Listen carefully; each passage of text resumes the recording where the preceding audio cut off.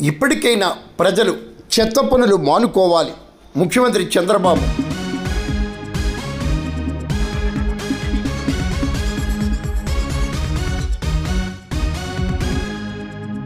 వీధుల్లోనూ రోడ్లపైన చెత్త వేసే పద్ధతిని ప్రజలు ఇప్పటికైనా మానుకోవాలని రాష్ట్ర ముఖ్యమంత్రి చంద్రబాబు నాయుడు హితవు పలికారు.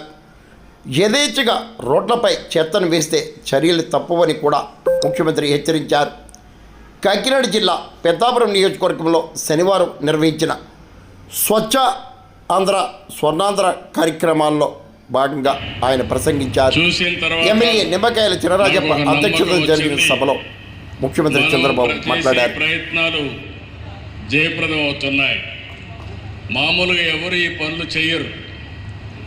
మీరు చూస్తే ప్రతి 3వ శనివారం స్వచ్ఛ ఆంధ్రప్రదేశ్ పెట్టుకున్నాం.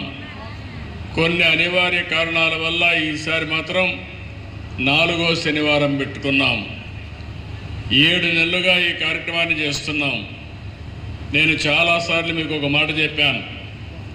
స్వర్ణ ఆంధ్రప్రదేశ్ కావాలంటే ముందు మీ ఆలోచన విధానం మారాలి. ఇప్పుడే సురేష్ గారు చాలా స్పష్టంగా చెప్పారు. మనందరిలో ఒక విషయం మనం గుర్తుపెట్టుకోవాలి. మన ఇంట్లో చెత్త తీస్తాం, ఎక్కడ వేస్తామంటే రోడ్డు మీద వేస్తాం. అంటే ఇల్లు మంది, ఆ రోడ్డు మాత్రం మంది కాదు. అక్కడి నుంచి ఆ ఇంట్లో రోడ్డు మీద ఉండే చెత్త అంతా కుళ్ళి మళ్ళీ ఆ వాసన రూపాన మీ ఇంటికే వస్తుంది. అంటే అంటువ్యాధులు రావడానికి మీరు చూస్తే ఎక్కడికక్కడ ఈ చెత్త ఇవన్నీ కనీసం మనం వాడినటువంటి మురుగు నీరు కూడా బయట పోనీయకుండా మన ఇంటి ముందరనే ఉండడం, అక్కడ పురుగులు ఇవన్నీ తయారు కావడం, దీంతో అనేక అంటువ్యాధులు వచ్చి చాలా ఇబ్బందులు వచ్చే పరిస్థితి వచ్చింది. పోయిన గవర్నమెంట్ మీరు చూశారు, చెత్త మీద పన్నేశారు కానీ చెత్త కూడా తీలే.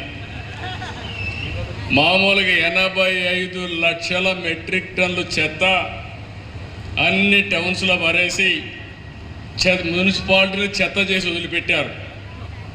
ఈరోజు ఈ ప్రభుత్వం ఒకటే ఆలోచించాం. మా మంత్రికి చెప్పాను, మా డిపార్ట్మెంట్ చెప్పాను. అక్టోబర్ 2వ తారీఖు నాటికి 85 లక్షల చెత్త చెదారం ఏదైతే మున్సిపాలిటీస్లో ఉందో అన్నీ క్లీన్ చేసే బాధ్యత వాళ్ళకి అప్పచెప్పాం. తప్పకుండా 100% జయప్రదం అవుతుందని చెప్పి మీ అందరికీ హామీ ఇస్తున్నా.